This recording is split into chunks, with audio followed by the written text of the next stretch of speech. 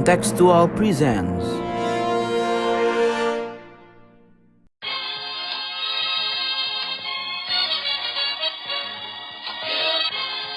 Sondern wir schaffen uns unseren Staat! Mr. Gorbachev, open this gate. Together, we will make America great again. Sudah cukup bagi kita untuk mengatakan bahwa winter is coming. Selamat datang di podcast Bebas Aktif. Yo. Hari ini ada gue, Ical, dan Mas Sofwan. Hari ini kita mau ngomongin apa, Cal? Oh, ini ada yang seru nih, Fis. Kita corona aja belum kelar ya. Ini corona aja belum kelar nih. Ada lagi kabar mengkhawatirkan yang ada kaitannya sama negeri bambu nih. Kenapa tuh negeri bambu tuh? Ngapain dia? Lagi-lagi nih tanggal 15 Juni kemarin ada berita tentang konflik yang pecah antara India sama Tiongkok. Tepatnya di perbatasan Ladakh. di wilayah Galwan Valley. Valley itu apa sih? Lembah ya? Lembah. Nah, Ya. Ini ada Sungai Galwan di situ tuh. Mm-mm. Ini daerah perbatasan yang memang sudah ramai dari dulu. Dan konfliknya nggak main-main nih, pecahnya sampai dikabarkan menelan korban 20 orang tewas dari pihak India, dan ada juga seharusnya korban tewas di Tiongkok, cuman Tiongkok nggak membuka datanya berapa. Cuman dari kabar media di India katanya bisa mencapai 40-an orang. Ya, itu kayaknya ucapan ini politisi, ucapan Menteri Transportasi. Iya. Dia ngomong kalau orang India mati 20, pasti orang Cina matinya, pasti tentara Tiongkok lebih 2 kali lipat. Gitu. Nggak Ya tahu. kita nggak punya sumber lain, Mas. Kita masukin aja nggak apa-apa ya. Biar teman-teman yang cross check lagi. Cuman ini yang berbahaya mungkin karena konfliknya nggak main-main di daerah yang ketinggiannya itu lebih dari 4.000 meter di atas permukaan laut. Tapi ini katanya US Intelligence Services, ini Ah? katanya ada 35 orang meninggal nih. Waduh. Masih Dari- terus berkembang ya, Mas ya? di Tiongkok. Jadi kayaknya lumayan banyak juga. Berarti politisinya nggak ngawur-ngawur amat juga nih. Nggak kayak politisi negara sesuatu gitu ya, ya kalau ngomong ngawur ya. Politisi mana tuh? Adalah. Nah, terusnya dari sini Iya. kita bisa tahu kalau misalnya ada konflik yang sebenarnya belum terselesaikan antara India sama Tiongkok sejak tahun 1962. Yaitu konflik perbatasan di sebelah utara Kashmir. Kita tahu Kashmir, kita udah pernah bahas ya.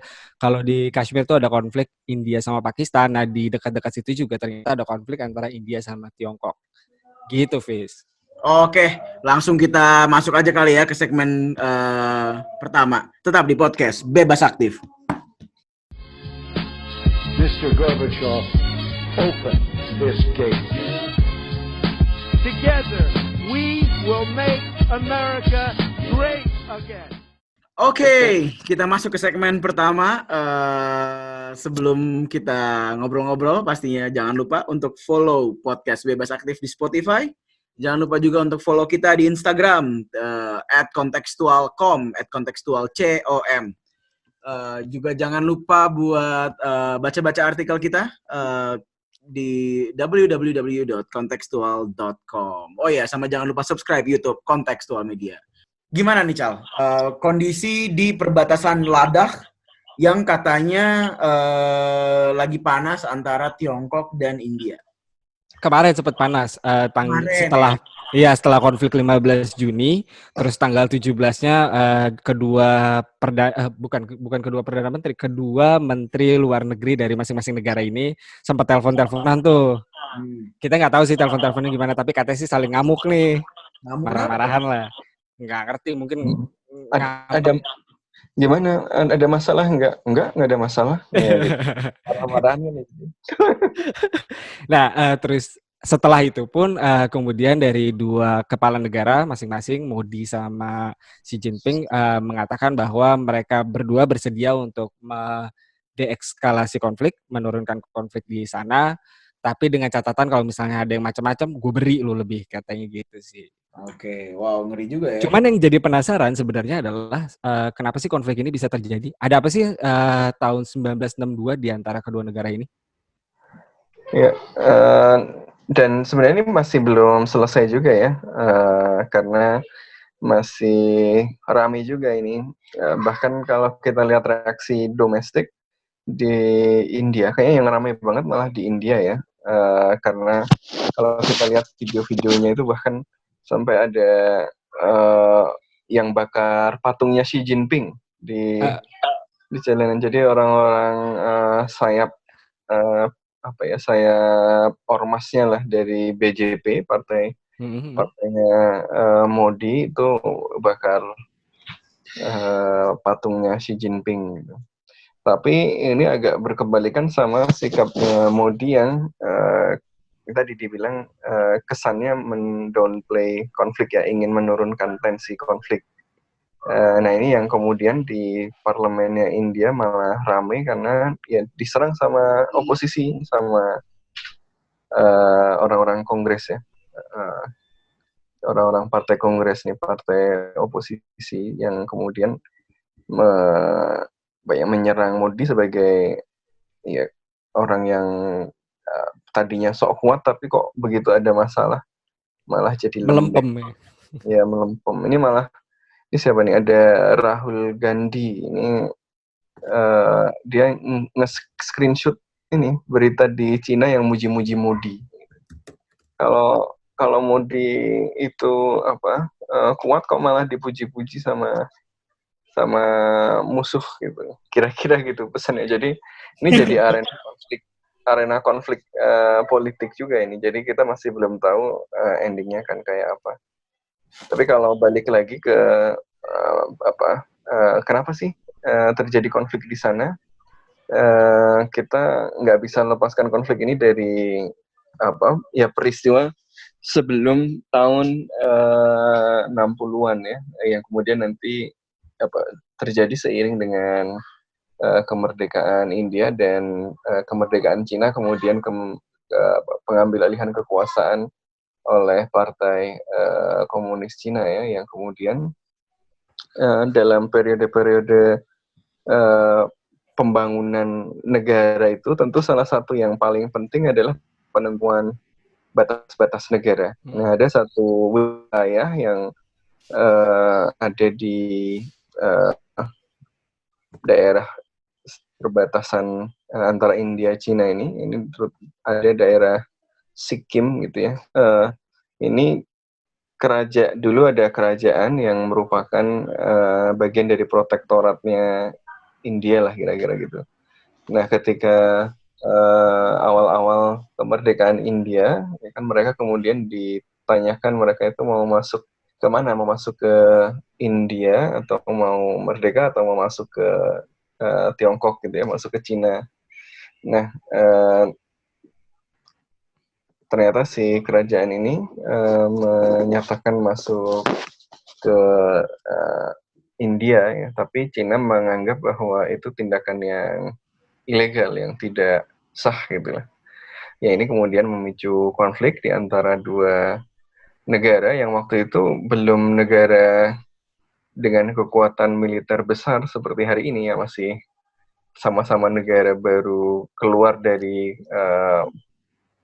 konflik perang dunia ya, dan dekolonisasi lah kira-kira gitu. Nah ini yang kemudian membuat masalah border menjadi penting kan, karena ini kan bagian dari identitas nasional. Jadi kemudian terjadi konfliknya salah satunya dipicu oleh India tadinya nggak tahu bahwa Cina itu mengklaim wilayah itu gitu ya, tapi kemudian India mengetahui bahwa bahwa Tiongkok pada waktu itu mulai membangun jalan-jalan di daerah itu gitu ya. Yang ini kemudian dianggap sebagai intrusi, maka terjadilah konflik. Ini yang kemudian membuat kawasan ini selalu tegang ya, sampai sekarang belum ada kesepakatan yang final tentang batasnya itu ada di mana. Yang ada namanya cuma line of actual control. ya garis kendali yang aktual, garis kendali nyata. Belum ada border yang semuanya setuju, undisputed, ini loh garis batas kita gitu, karena masing-masing masih ngotot dengan garis batasnya masing-masing, dan yang terjadi adalah masing-masing masih ngotot, tetapi de facto mereka punya batas aktual. Nah, batas aktual inilah yang kemudian dianggap oleh India coba diubah oleh Tiongkok dalam peristiwa pada akhir-akhir ini, gitu ya. Karena Cina berupaya mengubah status quo. Jadi line of actual control ini memang bukan batas nyata yang sudah fix, gitu ya. Karena Tiongkok sama India masih punya batas, masih pegang batasnya masing-masing, tapi kemudian walaupun tidak pernah selesai konfliknya. Nah, ini status quo ini yang dianggap oleh India sedang coba diubah sama Tiongkok dengan tadinya ada Rusia, tapi belakangan kita lihat bahwa Perdana Menteri Modi saja mengatakan tidak ada serangan ke dalam wilayah India oleh tentara Tiongkok. Ini yang kemudian diserang oleh oposisi. Kalau Perdana Menteri Modi bilang nggak ada tentara Cina masuk ke wilayah kita, tentara kita itu matinya gimana gitu, kira-kira gitu. Sampai buzzernya munculin hashtag Modi surrender to China ya? Itu negara penuh buzzer juga itu, India itu. Jadi Tapi Mas, kalau ada posting-posting, gimana? Pokoknya kalau lihat Facebook internasional, posting-posting yang norak-norak, kalau nggak dari 62 ya dari India. Mas, tapi aku ini sih Mas, perihal bordernya si India China ini yang terutama rata-rata ada di high altitude kan Mas ya. Betul. Kemarin tuh aku sempat baca Himalaya itu. Aku baca bahwa di diplomat kalau misalnya memang border di high altitude ini rentan akan dispute, dan apalagi yang kebetulan dua negara yang lagi dispute ini dua-duanya negara yang lagi pengen unjuk gigi gitu kan di tingkat internasional. Membuat aku merasa bahwa kayaknya situasi ini tuh nggak bisa diselesaikan dengan tarik garis atau siapa ngeklaim siapa, atau bahkan mungkin tadi yang land of LAC itu ya. Actual control. Land of actual control itu kayaknya memang ada ruang-ruang yang di mungkin high altitude atau mungkin laut lepas yang sulit untuk dijangkau border, ya harus butuh sistem yang lebih baru gitu untuk menyelesaikan masalahnya. Mas Sofwan gimana Mas? Betul. Menurut gue ini menarik ya, kalau kita lihat kenapa border itu menjadi masalah yang sering mengganggu hubungan banyak negara, karena atasan itu ya muncul pembangunan identitas kebangsaan gitu ya. Jadi ketika India merdeka, kemudian Tiongkok yang tadinya sudah merdeka tapi kemudian terpecah-pecah karena partai nasionalis nggak cukup kuat, sehingga pecah-pecah jadi banyak wilayah yang dikuasai oleh para warlords ya. Kemudian baru bisa disatukan lagi sama Partai Komunis Tiongkok nanti, sempat disatukan oleh Kuomintang juga, tapi kemudian dikuasai oleh Partai Komunis Tiongkok. Nah, ini yang kemudian membuat wilayah menjadi isu yang penting gitu, karena mereka sedang menentukan siapa kita sih gitu, wilayah kita sampai di mana gitu ya. Jadi ini bagian dari identitas bangsa. Kalau dilihat dari di situ ada apa sih? Itu sebenarnya ya di wilayah yang itu bahkan nggak banyak orang yang tinggal, bahkan mungkin tidak nyaman untuk tinggal di situ seorang itu. Bahkan kabarnya dari 20 prajurit India yang meninggal itu ada beberapa yang meninggal memang karena ketika ketika tertembak dan belum meninggal, ini meninggalnya justru karena sakit ketinggian gitu. Jadi jarak yang harus ditempuh dari medan perang ke rumah sakit itu terlampau jauh, sedangkan mereka sudah terpapar dengan high altitude sickness atau apa gitu namanya. Ya, jadi sebenarnya dari segi apa ya, ini mau diisi orang atau enggak, orang juga nggak akan masuk ke situ gitu ya. Jadi bahkan maksudnya tidak dihuni gitu. Jadi sebenarnya ada atau enggak ada batas itu nggak ngaruh-ngaruh amat gitu ke kehidupan masyarakat India maupun ke kehidupan orang-orang Tiongkok. Cuma masalahnya tadi ini kan bagian dari proses nation building tadi yang menentukan bangsa kita itu siapa, batasnya ada di mana gitu, sehingga ini menjadi sesuatu yang sangat sensitif gitu ya. Nah kemudian yang kedua gue juga setuju tadi Hafiz ya, ini konflik yang sebenarnya sudah lama dan mau tidak mau pasti akan segera meletus karena terjadi pergeseran kan di dalam distribusi kekuatan. Status quo atau yang namanya line of actual control itu kan efektif ketika kemudian kedua belah pihak melihat bahwa ada perimbangan kekuatan yang membuat mereka menjaga diri untuk menghormati line of actual control tadi. Tapi begitu terjadi perubahan di dalam kekuatannya di antara kedua negara itu, maka jelas pasti pihak-pihak yang merasa dia bisa membuat manuver lebih besar, dia pasti akan mencoba mengubah status quo. Ya. Tapi dari situ yang gue temukan menarik ya Mas, kaitan dengan alasan sebenarnya kenapa konflik ini bisa pecah. Gue berpikir bahwa ini kan konflik kata Mas Sofwan belum kelar-kelar amat gitu dari dulu ya. Ya, belum pernah terus ada batas yang beneran disepakati gitu. Terus naik turun sampai kemarin terakhir meningkatnya itu ketika India sama Tiongkok mendeploy, menaruh pasukannya di perbatasan itu, tiba-tiba dengan jumlah yang banyak, lebih banyak daripada biasanya itu sejak awal Mei, kalau menurut berita yang gue temukan.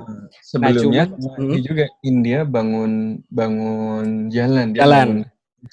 Bangun jalan di situ yang dianggap oleh Cina yang dianggap oleh Tiongkok sebagai ini mengganggu mengganggu status quo. Ini kan katanya line of actual control nggak diapa-apain gitu ya. Nah, kalau menurut India itu di wilayahnya India dia bangun jalan aja gitu kan. Nah, ini yang gue temukan justru menariknya, apakah kita bisa bilang kalau ini ada kaitannya dengan tujuan Tiongkok yang obor Belt Initiative itu. Soalnya kalau gue lihat ya hubungannya, gue tuh ngelihat China mulai bergerak di bordernya kayak di Laut Tiongkok Selatan katanya kan, LCS and something.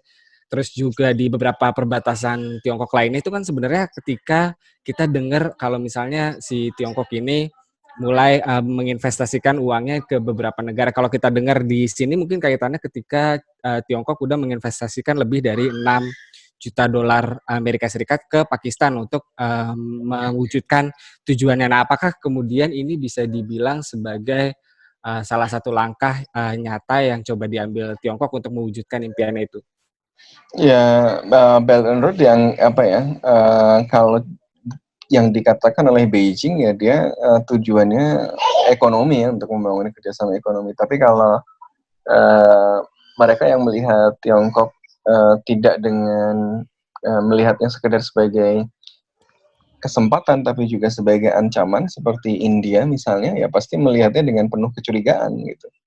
Nah karena itu Belt and Road Initiative ini kan kalau buat orang-orang India misalnya, mereka nganggap ini ya kayak kelanjutan aja dari string of pearls gitu ya. Jadi kalau string of pearls itu adalah upaya Tiongkok untuk membangun pelabuhan-pelabuhan di wilayah Samudra Hindia, tapi pelabuhan-pelabuhan itu bisa dikonversi jadi pelabuhan-pelabuhan militer yang kemudian ya bisa menjadi aset militernya Tiongkok di Samudra Hindia. Nah, Belt and Road Initiative ini memperluas itu dengan menghubungkannya dengan wilayah yang lebih luas plus sampai ke darat juga gitu. Makanya India juga melihat ini sebagai ancaman dan merespon salah satunya ya dengan melakukan pembangunan infrastruktur juga. Meskipun India juga mencoba bekerja sama dengan Tiongkok. Jadi ada beberapa proyek yang dijalankan bareng sama Tiongkok juga ini, antara India dengan Tiongkok, pembangunan infrastruktur juga. Yang gara-gara konflik ini ada sekitar 30-an proyek yang di stop untuk sementara. Jadi ya memang baik Belt and Road Initiative maupun konflik ini menunjukkan shift di dalam sistem internasional kita, di mana Tiongkok ini muncul sebagai kekuatan yang lebih asertif, yang ingin memperluas jangkauan pengaruhnya gitu ya, yang memerlukan jaminan atas aksesnya melalui berbagai infrastruktur yang dibangun. India sebagai kekuatan yang selama ini mendominasi wilayah Asia Selatan, ya tentu merasa bahwa ini adalah ancaman, apalagi mereka punya konflik perbatasan dengan Tiongkok. Nah, tapi balik lagi sama ide Hafiz tadi, menurut gue menarik juga itu soal memikirkan ulang perbatasan. Salah satu norma yang membuat kita mengalami konflik sampai sekarang itu kan norma yang sering disebut sebagai border fixity gitu. Seakan-akan negara itu itu hidup dalam sebuah wadah gitu ya, yang wadah-wadahnya itu tetap gitu. Ketika kemudian wadahnya nggak disepakati, misalnya ada border yang overlap, maka terjadi konflik. Padahal di perbatasan itu kalau kita lihat di banyak konflik ada batas-batas yang sebenarnya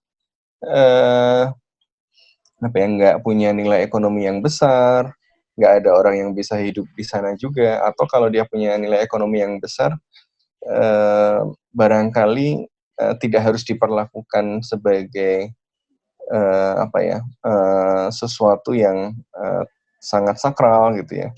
Ada ide misalnya untuk memikirkan ulang makna border ini gitu. Jangan-jangan konsepsi Westphalia tentang batas yang kemudian membuat negara melekat kepada kedaulatan, melekat kepada teritori ini kan tadinya diciptakan untuk mencegah konflik gitu ya, supaya otoritas nggak overlap satu sama lain, dikasih batas, dan di dalam batas-batas itu ada yang berdaulat, satu saja namanya negara, yang lain nggak berdaulat di situ. Jadi konsep kedaulatan, konsep batas ini lahir untuk mencegah konflik. Tapi sekarang konsep batas yang sangat eksklusif, yang rigid seperti itu justru menciptakan konflik. Jadi kalau norma kekakuan batas itu dulu diciptakan untuk menciptakan perdamaian, ternyata sekarang tidak menghadirkan perdamaian, malah memunculkan ancaman bagi perdamaian. Barangkali menarik untuk kita bisa memikirkan lagi, benar nggak sih cara kita memperlakukan border selama ini gitu. Tentu ini berarti kita berpikir di luar norma berpikir yang ada sekarang gitu. Karena ini kan kita anggap batas fix itu sebagai sesuatu norma yang nggak diutak-utik lagi gitu. Nah, ini kita membutuhkan kemauan untuk thinking the unthinkable gitu sekarang. Dan menurut gue ini hal yang menarik. Ada banyak konflik yang bisa kita selesaikan kalau kita misalnya lebih fleksibel dalam menyikapi batas-batas negara. Tapi ini tentu proses yang panjang gitu ya. Oke. Output dari konflik ini yang gue temukan juga menarik sebenarnya adalah peran yang tidak begitu signifikan dalam perdamaian. Ini salah satu kejadian fenomena yang cukup menarik di dunia internasional, di mana Amerika Serikat nggak berperan banyak dalam perdamaian, tapi justru Amerika Serikat berperan tuh. Oh ya. Trump kan ngasih komentar, saya nelpon Tiongkok, saya yang nelpon India. Mereka ada di Be- level yang besar.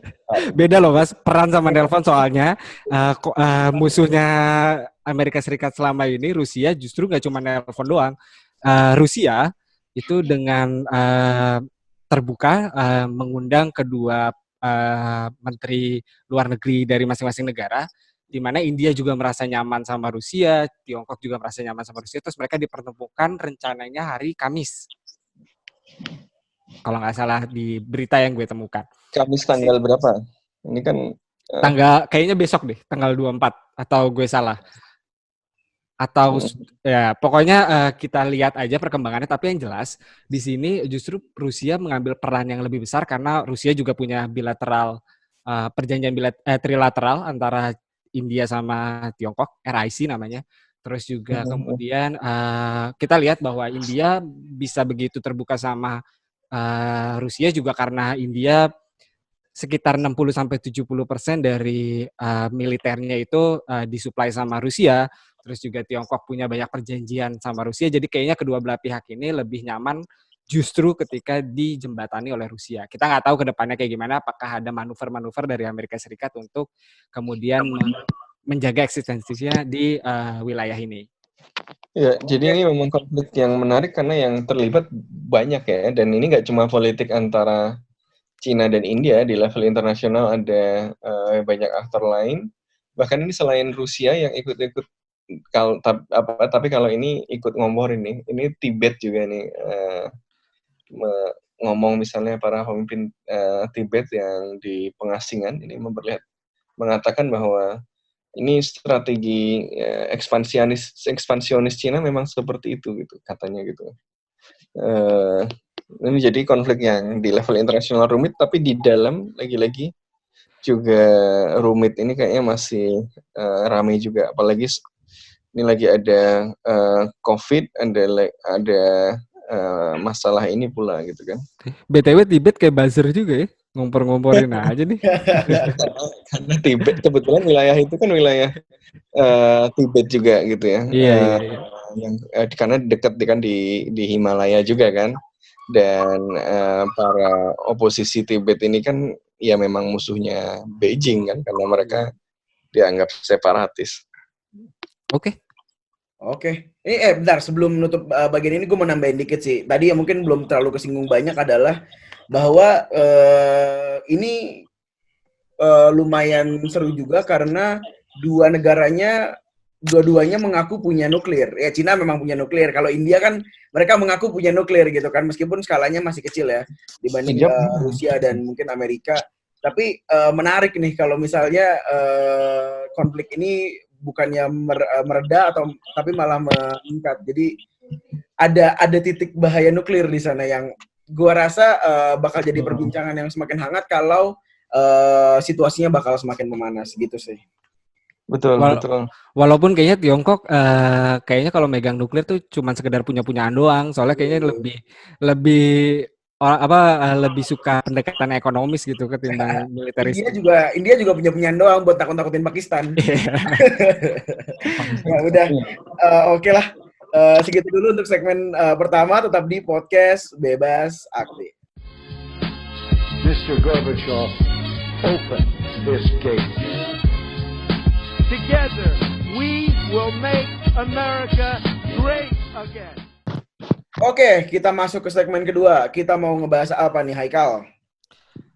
Gue justru penasaran kalau misalnya konflik ini mungkin nggak akan terekskalasi ke perang gede-gedean seperti yang diberitakan kayak World War III starts from here atau apa gitu. Tapi gue penasaran kalau misalnya ini jadi satu titik balik munculnya perang dagang baru antara India sama Tiongkok, karena kita udah dengar tuh di India banyak yang boikot barang-barang Tiongkok apa segala macam. Nah, ya ada video tuh yang TV dilempar dari lantai 2 terus diinjak-injak gitu. Aduh, sayang banget TV-nya. itu ya omong-omongan negara dunia ketiga ya. Sayang banget ngeliatnya. Padahal mereka juga negara dunia ketiga. Kalau dia hancurin TV, bukannya dia nanti malah beli lagi ya, malah tambah banyak lagi dia beli.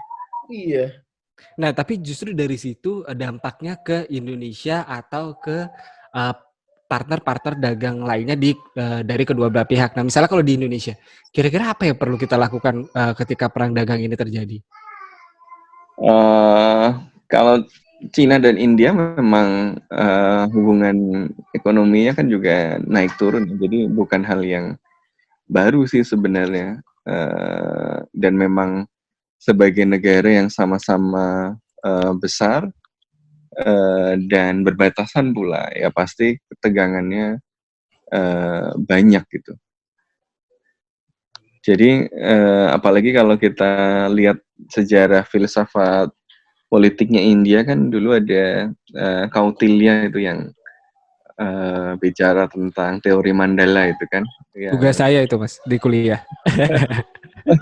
Yang kalau berbatasan dengan kita ya itu kecenderungannya musuh kita ya.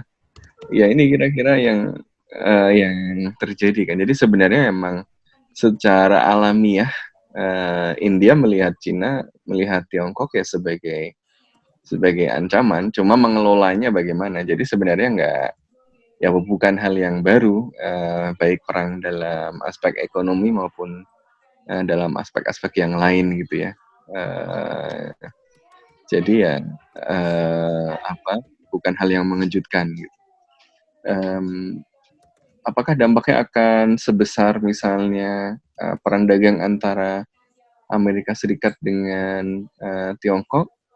Mungkin skalanya akan sedikit berbeda karena kalau Amerika Serikat dan Tiongkok ini kan ketegangannya eskalasinya sangat cepat gitu ya, dan ada faktor Trump misalnya di situ dalam konflik itu yang kemudian membuat dampaknya menjadi lebih besar gitu. Dan hubungan ekonomi antara Amerika Serikat dan Tiongkok sementara itu adalah hubungan yang sangat erat. Jadi hubungan ekonomi yang intens antara Amerika Serikat dengan Cina ini yang tidak ditemukan dalam level yang sama antara India dengan Tiongkok. Ini yang membuat mungkin kalaupun ada perang dagang lagi, ya skalanya tidak akan skala dampaknya tidak akan sebesar perang dagang antara Amerika Serikat dengan Tiongkok. Tapi tentu saja melihat hal itu Indonesia harus menyesuaikan ya tentu. Ada hal-hal yang bisa dimanfaatkan. Ya misalnya pasti pengalihan FDI dari India maupun dari Tiongkok. Pasar besar selain India atau selain Tiongkok di mana sih?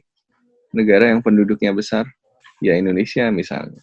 Ya ini bisa dijadikan kesempatan misalnya. Oh Cina, kamu nggak bisa percaya kan sama India kalau mau investasi sama Cina gitu. India, kamu nggak bisa percaya kan sama Cina, investasi sama kita aja gitu. Ini jadi sesuatu yang menguntungkan jangan-jangan buat kita ya? Ya kita kan kita tidak mengharapkan ada konflik, tapi kalau ada manfaatnya, ya ada opportunity dalam kesempitan kan barangkali presiden kita yang sangat menyukai kesempatan ekonomi kan bisa. Ini jarang-jarang loh gue denger Mas Ovan ekonominya nasionalis.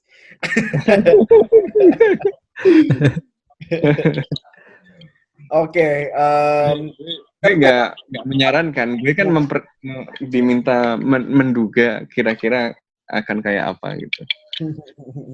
Tapi Mas, aku tuh kadang kalau misalnya ngelihat perang dagang kan kita sering banget ya optimistis, banyak banget artikel-artikel, pendapat-pendapat yang bilang kalau perang dagang ini akan membawa keuntungan bagi negara lain gitu kan. Tapi yang aku khawatirkan malah ya, ketika perang dagang ini, perang dagangnya kayak kemarin US sama China atau China sama India, tapi sebenarnya perang dagang itu bukan perang dagang antara dua entitas itu doang gitu, tapi perang dagang yang akhirnya muncul dalam mindset bahwa melihat segala sesuatunya harus dalam kacamata nasionalistik gitu kan.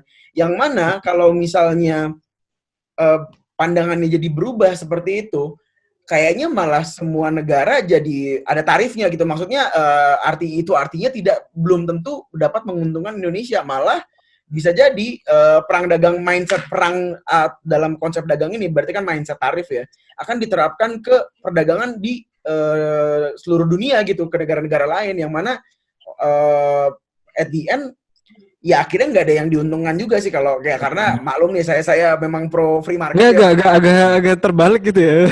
Maklum nih, jadi saya memang melihat akhirnya bakal jadi merugikan kalau semua negara jadinya merkantilis gitu, pandangannya balik lagi ke yang penuh tarif dan penuh hambatan. Gimana? Ya, dan itu tanda bagian dari akselerasi perang dunia ketiga juga.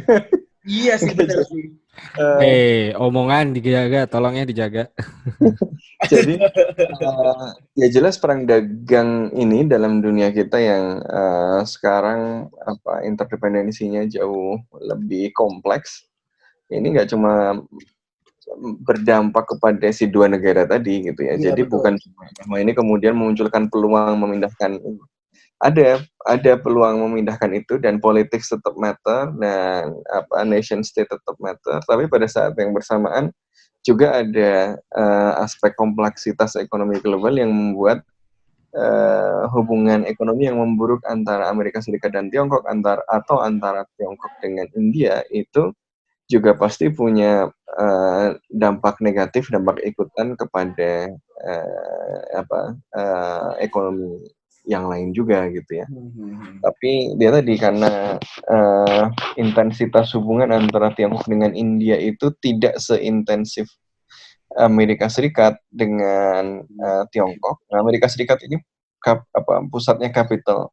Tiongkok ini pusatnya manufaktur. Jadi ini klop gitu loh. Jadi hubungannya intens. Jadi ketika mereka terputus, misalnya mengalami decoupling, ini seluruh ekonomi global terdampak. Tapi kalau India sama Tiongkok itu nggak terlalu intens juga hubungannya gitu. Jadi dan dalam skala yang berbeda dengan Amerika Serikat. Jadi ya ketika terjadi perang dagang pun repercussions-nya tidak akan sebesar dampaknya dari Tiongkok dan AS itu. Jadi ya kita wait and see aja, apalagi kan kedua belah pihak sedang mencoba mengurangi ketegangan di antara keduanya ya. Yep. Oke lah, mantap Mas Sofwan. Pembahasan hari ini sangat fruitful ya, apalagi mungkin dari pendengar juga belum banyak yang familiar dengan hubungan ekonomi dan militer antara India dan Cina. Biasanya kan kalau Cina hubungannya sama Amerika, India hubungannya sama Pakistan gitu kan. Jadi kacamata India-Cina ini lumayan seru lah untuk diangkat dan untuk dibahas. Ya, apalagi tadi dua-duanya kekuatan nuklir yang ini memunculkan bahaya besar, tapi pada saat yang bersamaan juga sebenarnya membuat kita lebih tenang sih, karena ini ada yang teori yang bilang mutually assured destruction, MAD gitu ya. Ya kalau nuklir itu kayak senjata yang sangat mematikan sehingga dia cuma berguna untuk nakut-nakutin aja. Kalau dipakai beneran malah dua-duanya rugi. Jadi dia nggak akan dipakai. Jadi karena kebetulan dua negara ini punya nuklir, insya Allah. Ya. Insya Allah. Suka nih sama optimistis yang kayak gini nih. Selama keduanya masih waras gitu ya, orang-orangnya mereka pasti mencoba supaya ini tidak spiraling up sampai menjadi konflik yang besar, karena ya risikonya tadi sama-sama hancur gitu, menang jadi arang, kalah jadi abu gitu. Sip, oke Mas, kita tutup ya episode kali ini. Thank you banget. Oke, segitu dulu kali ya. Terima kasih teman-teman yang sudah dengar. Sampai jumpa di episode selanjutnya. Dadah.